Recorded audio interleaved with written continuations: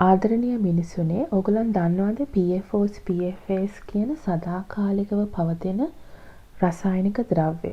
ඒකට ඉංග්‍රීසි වලින් කියන්නේ forever chemicals.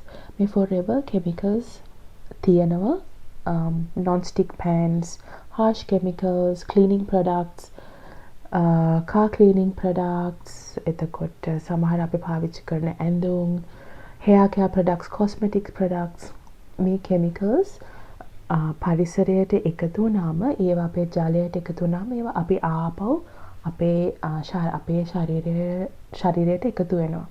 මේවා ශරීරගත වුණාම මිනිසුන්ට එක එක ලෙඩ හැදෙනවා. ඒ කියන්නේ විශේෂයෙන්ම තයිරොයිඩ් ග්‍රන්ථිය හා සම්බන්ධ ප්‍රශ්න, ටියුමර්ස්, කියන්නේ ගෙඩි, එක එක තැන්වල එන ඉන්ෆ්ලමේෂන්, කැන්සර් වගේ කියන්නේ chronic diseases ඉතාමත්ම කියන්නේ මිනිසුන්ට අහිතකර දුක් විඳින ලෙඩ හැදෙන්න පුළුවන්.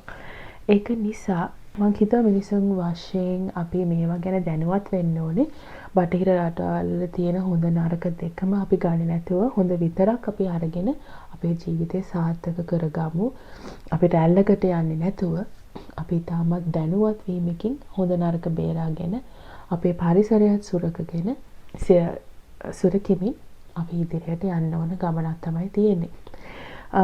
ඉතින් අපේ ලංකාවේ ගොඩාක් තියෙන හොඳ දේවල් මැටි හට්ටි වලින් අපිට උයන්න පුළුවන්. සාමාන්‍යයෙන් අපි ඉස්සර වගේ සරලව ජීවත් වෙමු. සබන් කියන්නේ මොනවා හරි අපි ක්ලීන් කරනවා නම් සාමාන්‍ය විදිහට අපි වතුරින් ක්ලීන් කරමු.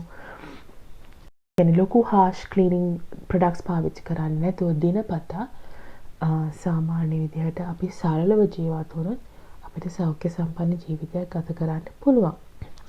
විශේෂයෙන්ම ලංකාවේ තියෙන පරිසර පද්ධතිය ඉතාමත්ම සංවේදී, මිනිසුන්ට සංවේදී, සත්වයන්ට සංවේදී. ඉතින් අපි මේ පරිසරය, මේ ජල සම්පත අපි රැකගමු. අපේ අනාගත පරපුරට මේ වගේ chemicals වලින් අපි ලංකාවට වෙන්න තියෙන හානිය අවම කරගමු. ඉතින් අසා සිටියාට ඔබ සැමට ස්තුතියි.